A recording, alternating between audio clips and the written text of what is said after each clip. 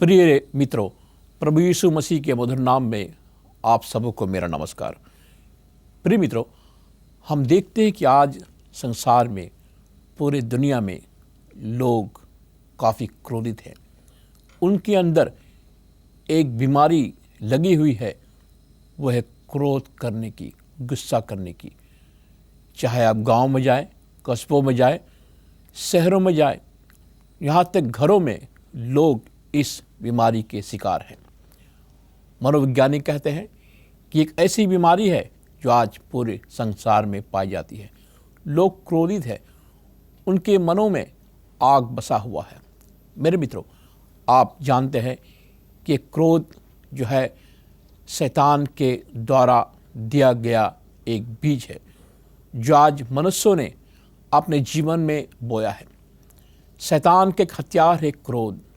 हम देखते हैं और पढ़ते भी हैं समाचार पत्रों में, हम देखते हैं कि एक भाई ने अपने भाई को मार डाला क्योंकि वो काफ़ी क्रोधित था।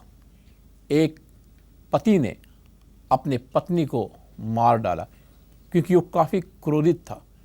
पूछने पर उसने कहा कि मैं इस क्रोध को संभाल नहीं पाया, मैं इतना क्रोधित हो गया कि मैंने अपनी पत्नी को मार डाला। उसका अंजाम क्या हुआ? वो जेल में है और अपने आँखों से आंसू बहा रहा है। मेरे मित्रों, हम बाइबल में देखते हैं मत्ती 5 उसका 21 वचन में बाइबल हमसे कहती है, प्रभु यीशु मसीह पूरे दिल से कहते हैं कि तुम सुन चुके हो, पूर्व काल के लोगों ने कहा है हत्या ना करना, जो कोई हत्या करेगा वो कचहरी में दंड के योग होगा। परंतु मैं ये कहता हूँ कि जो कोई अपने भाई पर क्रोध करेगा वो कचहरी पर दंड के योग होगा। अपने भाई पर क्रोध करना, अपने भाई को नीचे दृष्टि से देखना, बाइबल कहती है कि हमें केवल प्रेम करना है, केवल अपने मित्रों से नहीं बल्कि अपने शत्रुओं से। अगर मैं और आप केवल अपने मित्रों से, पड़ोसियों से ही प्रेम करेंगे, उसे ही गले लगाएंगे, तो क्या लाभ? प्रभु यीशु मसीह कहते हैं अपने दुश्मनों को गले लगाओ और उन्हें प्यार करो। इसके बाद हम देखते हैं मत्ती 5 उसके 31 अध्याय पद में यहाँ लिखा तलाक के बारे में। आज हम देखते हैं इस दुनिया में तलाक काफ़ी बढ़ रहा है। बहुत से ऐसे बहनें हैं जो आज तलाक के चलते नरक की जीवन जी रही है। उनका जीवन नरक बन चुका है। लेकिन बाइबल हमसे कहती है कि हमें तलाक नहीं देनी चाहिए। चाहे कुछ भी हो, हमें अपनी पत्नी के साथ, उसके साथ गुजर बसर करना चाहिए। बाइबल कहती है, हे मेरे मित्रों, हे मेरे पतियों, अपनी पत्नियों को प्रेम करो और उन्हें आदर करो। मेरे मित्रों, मैं आपको बताना चाहता हूँ कि शैतान आज हमारे घरों को तोड़ना चाहता है। शैतान का प्रवेश आज हर एक घरों में हो चुका है। वो आज पति और पत्नी के बीच एक भयंकर दरार पैदा करना चाहता है। वो चाहता है कि पति और पत्नी के बीच प्रेम ना हो। उसका कारण क्या है? क्रोध, द्वेष, घमंड। और ये सब शैतान हमारे जीवन में और आपके जीवन में लाना चाहता है, हमारे घरों में वो लाना चाहता है। इसका इलाज हमारे पास नहीं है। इसका इलाज प्रभु यीशु मसीह के पास है। अगर आप प्रभु यीशु मसीह के पास आएंगे और आप प्रार्थना करेंगे, उसे बुलाएंगे, वे आपके घर को स्वर्ग बना सकता है। बाइबल कहती है कि परमेश्वर हर एक इंसान से प्रेम करता है। परमेश्वर हमारे घरों में आना चाहता है। परमेश्वर हमारे घर में प्रवेश करना चाहता है। वो चाहता है कि हमारा घर इस पृथ्वी पर स्वर्ग बने। जब तक हमारा घर इस पृथ्वी पर स्वर्ग नहीं बनेगा, हमारे बच्चे और हमारी बच्चियों का ज़िंदगी खतरे में पड़ जाएगा। हमारे बच्चे, हमारी बच्चियां, हमारे बेटे, हमारी बेटियां हमारे घर से क्या सीख रहे हैं, हमारे घर से यानी माता पिता से क्या सीख रहे हैं। क्या माता पिता वो प्रेम अपने बच्चों को दे पाते हैं जिनकी उन्हें तलाश है। जब बच्चे अपने घरों में अपने माता पिता से प्रेम नहीं पाते, ये दूसरे की तरफ देखते हैं और प्रेम पाने की इच्छुक रहते हैं। मेरे मित्रों, मैं आपको बताना चाहता हूं कि परमेश्वर आपकी सहायता कर सकता है। अगर आप अपने जीवन में, अपने घरों में प्रार्थना शुरू करें, अगर आपके घरों में प्रार्थना होगा, अगर आप बाइबल के वचन से पढ़ेंगे, आप देखेंगे कि पवित्र आत्मा बड़े ही शक्तिशाली रूप से आपके घर में काम करेगा और आपको एक नया जीवन देगा। मेरे मित्रों, आइए हम आगे बढ़ें। प्रभु यीशु मसीह मत्ती 5 उसके 33 वचन में हमसे कहते हैं शपथ खाने वालों के बारे में। हम आज इस पृथ्वी में देखते हैं कि बहुत से लोग शपथ खाते हैं, झूठी शपथ खाकर मुकर जाते हैं, और जिसके साथ वो शपथ खाते हैं हम देखते हैं कि उनके जीवन नरक बन जाता है। बाइबल हमसे कहती है, प्रभु यीशु मसीह हमसे कहते हैं कि झूठी शपथ ना खाना, परंतु प्रभु के लिए अपनी शपथ को पूरा करना। हम देखते हैं ना तो पृथ्वी की शपथ खाना, ना स्वर्ग की शपथ खाना, क्योंकि स्वर्ग परमेश्वर का सिंहासन है और पृथ्वी, धरती उसके पाँव की चौकी है। मेरे मित्रों, झूठी शपथ आप ना खाना, लेकिन आपने अगर कोई शपथ ली है प्रभु के काम के लिए या प्रभु के कार्य को आगे बढ़ाने के लिए, उस शपथ को आप जरूर पूरा करें। हम बाइबल में देखते हैं यहाँ पे प्रतिशोध के बारे में। आज बहुत से ऐसे लोग हैं जो बदला लेना चाहते हैं और बदले की भावना से एक दूसरे को देखते हैं, बदले की भावना से वे पड़ोसियों को देखते हैं, बदले की भावना से बहुत से घर आज बर्बाद हो चुके हैं। बाइबल हमसे कहती है कि हमें बदले की भावना को निकालना है। अगर आप बदले की भावना को नहीं निकाल सकते तो आपको प्रभु यीशु मसीह के पास आना होगा। परमेश्वर आपके इस बदले की भावना को निकाल सकता है, आपके जीवन को वो बदल सकता है, आपके जीवन में एक नया रोशनी डाल सकता है। प्रभु यीशु मसीह और आगे कहते हैं अपने शत्रुओं से प्रेम करो। मत्ती 5 के स्काप में लिखा है कि तुम सुन चुके हो, कहा गया है अपने पड़ोसी से प्रेम रखना, अपनी बैरी से बैर। परंतु प्रभु यीशु मसीह हमसे कहते हैं कि अपने बैरियों से प्रेम रखो, अपने सताने वालों के लिए प्रार्थना करो, जिसे तुम अपने स्वर्ग पिता के संतान ठहरोगे। मेरे मित्रों, हम चाहते हैं और हम सब लोग चाहते हैं कि हम एक दूसरे से प्रेम करें। ये हमारे हृदय में है, ये एक मानव स्वभाव है कि लोग एक दूसरे से प्रेम करें। फिर भी हमारे जीवन में प्रेम की इतनी कमी है, हमारे जीवन में प्रेम की इतना अकाल है। हम देखते हैं कि लोग प्रेम के चलते बहुत कुछ ऐसे रास्तों को चुन लेते हैं जो अंधकार का जीवन है। हमारा हृदय कठोर हो चुका है। बाइबल में प्रतिज्ञा दी गई है, बाइबल का परमेश्वर कहता है कि मैं तुम्हारे हृदय में मांस का हृदय डालूंगा और वहाँ पर मैं अपनी आज्ञाओं को लिखूंगा। मेरे मित्रों, अगर आप सोचते हैं, महसूस करते हैं कि आपका हृदय पथरीला बन चुका है और आप चाहते हैं कि परमेश्वर आपके हृदय को बदले और एक नया जीवन दे, तो प्रभु यीशु मसीह आपके हृदय को बदल सकता है, वो आपके जीवन को बदल सकता है और आपके जीवन को वो मरम्मत कर सकता है।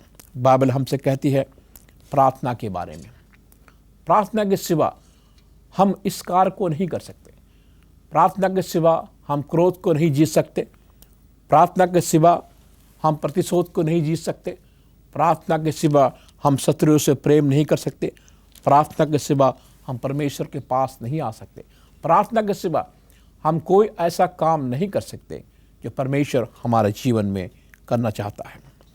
हम देखते हैं कि बाइबल हमसे कहती है, मत्ती 6 उसकी 5 वचन में लिखा है, जब तू प्रार्थना करे तो कपटियों के समान प्रार्थना ना करना, क्योंकि वो लोगों को दिखाने के लिए प्रार्थना करते हैं। लेकिन बाइबल हमसे कहती है, अगर तू प्रार्थना करना चाहता है तो अपने घर में जा, अपने कोठरियों को बंद कर और तेरा पिता जो गुप्त में है उसके सामने अपने निवेदन को रख। बाइबल कहती है प्रार्थना के बारे में। आइए हम देखेंगे कि बाइबल हमसे प्रार्थना के बारे में क्या कहना चाहता है। मत्ती 6 उसके 9 वचन में हम देखते हैं, बाइबल हमसे कहती है, अतः तुम इस रीति से प्रार्थना करो। यहाँ लिखा है, हे हमारे पिता, तू जो स्वर्ग में है, तेरा नाम पवित्र माना जाए। हे मेरे पिता, परमेश्वर हमारा पिता है। वो चाहता है कि हम इस पृथ्वी पर रहने वाले उसके बच्चे उसे हे हमारे पिता कहलाए, क्योंकि परमेश्वर हमारे पिता है। वो हमारा देखभाल करता है, वो हमारे जीवन को संभालता है। वो चाहता है कि हम उसके पास आएं, क्योंकि वो हमसे मोहब्बत करता है। आगे हम देखते हैं, यहाँ बाइबल कहती है, तू जो स्वर्ग में है, हमारा परमेश्वर स्वर्ग में है।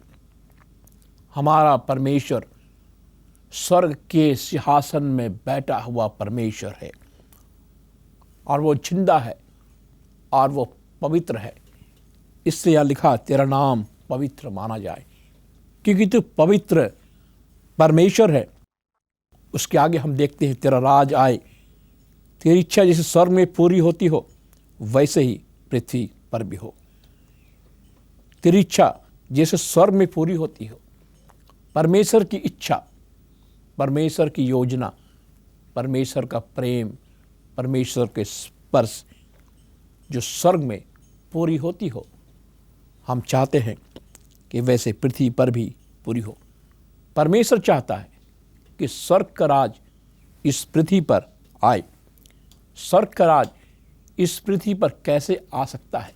मेरे मित्रों, अगर हम बाइबल पढ़ेंगे, प्रार्थना करेंगे, परमेश्वर के वचन से हम सीखेंगे, तो हम देखेंगे कि परमेश्वर के वचन के अंदर हमारी जिंदगी को बदलने की ताकत है। परमेश्वर का वचन शक्तिशाली है, वो हमारे जीवन को बदल सकता है और हमारा जीवन एक स्वर्गीय जीवन बन सकता है। हमारे जीवन में बहुत से परिवर्तन आ सकते हैं, जो मनुष्य हमारे जीवन को देखकर परमेश्वर पिता की बड़ाई कर सकता है। जब हम देखते हैं कि बाइबल हमसे कहती है कि हमें प्रार्थना करनी चाहिए, प्रार्थना में वो शक्ति मेरे दोस्तों जो आपके जीवन को बदल सकती है। प्रार्थना एक शक्तिशाली हथियार है जिससे हम शैतान के सामना कर सकते हैं। हम देखते हैं प्रभु यीशु सुबह उठता था और वो प्रार्थना करता था। कभी कभी वो पहाड़ों में जाकर प्रार्थना करता था, अपने स्वर्गीय पिता से वार्तालाप करता था और उससे शक्ति प्राप्त करता था। बाइबल कहती है प्रार्थना हमारे जीवन में एक हथियार का काम कर सकती है। प्रार्थना के द्वारा हम शक्तिशाली बन सकते हैं। मेरे मित्रों, दुनिया में जो भी व्यक्ति परमेश्वर के काम के लिए शक्तिशाली बना है, उसके जीवन में प्रार्थना का समावेश था। वो व्यक्ति हमेशा दिन रात परमेश्वर के सामने बैठकर प्रार्थना करता था। मेरे मित्रों, कि आप अपने जीवन में एक शक्तिशाली व्यक्ति बनना चाहते हैं परमेश्वर के काम के लिए, परमेश्वर का राज के लिए, या समाज की सेवा के लिए, देश की उन्नति के लिए, मैं आपसे विनती करूंगा कि आप प्रार्थना का जीवन अपनाएं। गांधी जी भी प्रार्थना किया करते थे, वो प्रार्थना में विश्वास करते थे। वह कहते थे प्रार्थना के बिना जीवन अधूरा है। हाँ मेरे दोस्तों, प्रार्थना के बिना हमारा जीवन अधूरा है, क्योंकि जब हम प्रार्थना करते हैं हम परमेश्वर के निकट आते हैं। जब हम प्रार्थना करते हैं हम परमेश्वर के स्पर्श को अपने जीवन में अनुभव करते हैं। हम देखते हैं बाइबल में बहुत से ऐसे लोग हैं जो प्रार्थना करते थे और प्रार्थना के द्वारा वे शक्तिशाली बने। प्रार्थना के द्वारा परमेश्वर ने उन्हें स्पर्श किया, प्रार्थना के द्वारा उन्हें पवित्र आत्मा का दान मिला और उन्होंने बड़े से बड़े काम किए। हम बाइबल में देखते हैं, बाइबल हमसे कहती है कि हमारे दिन भर की रोटी आज हमें दे। मेरे मित्रों, बाइबल में लिखा है कि परमेश्वर हमें भोजन खिलाता है। अगर इस पृथ्वी पर बारिश ना हो जो स्वर्ग से आती है, अगर बारिश ना हो तो भूमि सूखी पड़ जाएगी और कोई भी फसल इस भूमि पर हम नहीं उपजा पाएंगे। हम देखते हैं कि परमेश्वर हमें आशीष देता है। जितने भी उपज हम इस पृथ्वी पर लगाते हैं, जितने भी फल हम खाते हैं, सब परमेश्वर का दिया हुआ है। परमेश्वर ने इस पृथ्वी को आशीष से भरा है। इसलिए हम देखते हैं कि जो रोटी हम खाते हैं, जिससे हमारा पेट भरता है और उस रोटी को खाकर जो भी हम शक्ति पाते हैं, खड़े होते हैं, हम काम करते हैं, ये सब परमेश्वर का दिया हुआ एक दान है, परमेश्वर का दिया हुआ एक आशीष है। इसलिए बाइबल हमसे कहती है हमारे दिन भर की रोटी परमेश्वर तू हमें दे, हमें भूखा ना रख। मेरे मित्रों, बाइबल यहाँ कहती है जिस प्रकार हमने अपने अपराधियों को क्षमा किया है, वैसे ही तू भी हमारे अपराधों को क्षमा कर। मेरे मित्रों, क्या आपने अपने अपराधियों को क्षमा किया है? क्या आपने अपने अपराधियों को प्यार किया है, उसे अपने गले से लगाया है? अगर नहीं लगाया है तो ये आपके लिए चेतावनी है, क्योंकि अगर हमने अपने अपराधों को क्षमा नहीं किया, अपने अपराधियों को क्षमा नहीं किया, परमेश्वर हमारे अपराधों को क्षमा नहीं करेगा। और इससे ये हो सकता है कि परमेश्वर हमारे अपराधों को क्षमा ना करे और हमारी प्रार्थनाओं को ना सुने। मेरे मित्रों, हम बाइबल में यहाँ देखते हैं कि परमेश्वर हमारे अपराधों को क्षमा किया। परमेश्वर हमारे अपराधों को क्षमा किया।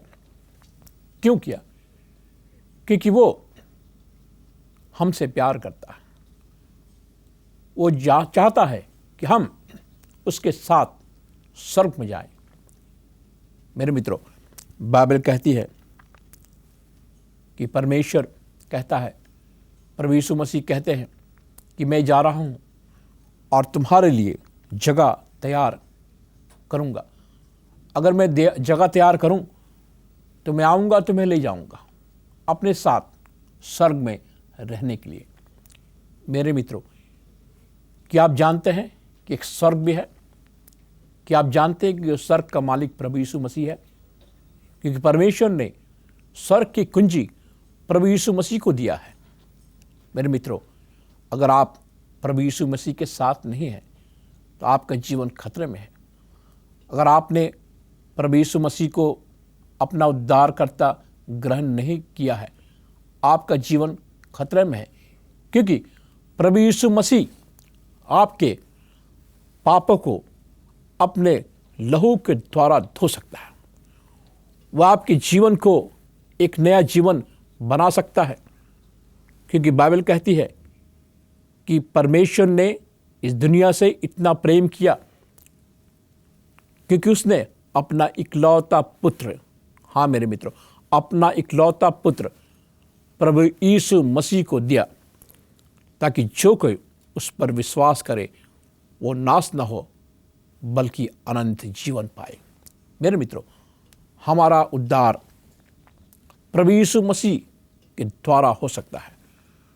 हमारा उद्धार प्रभु यीशु मसीह के लहू से होता है।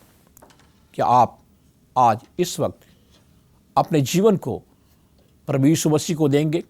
वो आपको बुला रहा है, वो आपका नाम जानता है, वो आपका घर में के पते को जानता है। अगर आप इस कार्यक्रम को सुन रहे हैं मेरे मित्रों, मैं आपको बताना चाहता हूं कि परमेश्वर आपसे बात करना चाहता है। परमेश्वर आपको बचाना चाहता है कि आप प्रभु यीशु मसीह के पास आइएगा। प्रभु यीशु मसीह आपको एक नया जीवन देगा, आपके आंसू को पोंछेगा। वो आपकी बीमारियों को उसने अपने ऊपर ले लिया है, आपके तकलीफ़ों को उसने अपने ऊपर ले लिया है। वो चाहता है कि आप एक नया जीवन जिए। वो चाहता है कि आप प्रभु यीशु मसीह का संतान बनकर एक नया जीवन जिए। मेरे मित्रों, आज दुनिया में बहुत से लोग भटके हुए थे, उनकी ज़िंदगी में कोई शांति नहीं था, वो तड़प रहे थे। लेकिन जब प्रभु यीशु मसीह का संदेश उनके घरों में पहुंचा इस कार्यक्रम के द्वारा, उन्होंने जब अपना जीवन प्रभु यीशु मसीह को दिया, उनका जीवन बदल गया। परमेश्वर ने उन्हें एक नया जीवन दिया, उनके जीवन में शांति आया। मेरे मित्रों, कि आप ऐसे प्यार करने वाले उद्धारक प्रभु यीशु मसीह को एक नया जीवन देंगे।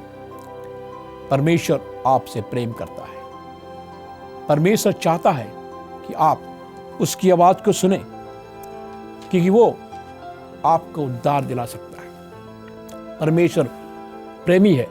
आइए हम प्रार्थना करें। महान जीवित पिता परमेश्वर, हम तेरा धन्यवाद देना चाहते हैं कि हमारे सुनने वाले जो श्रोताएं हैं खुदावन, उन्हें शक्ति दे कि वो अपने जीवन में तेरे को ग्रहण कर सके, क्योंकि तू उन्हें बचा सकता है, तू उन्हें अपना बेटा और बेटी बना सकता है। आज खोए हुए नौजवानों को मैं पुकार रहा हूँ कि वे अपना जीवन प्रभु यीशु मसीह को दे। मेरे मित्रों, आपकी ज़िंदगी बहुत मूल्यवान है। इस प्रार्थना को प्रभु यीशु मसीह के नाम से मांगते हैं, आमीन। परमेश्वर आप सबको आशीष दे।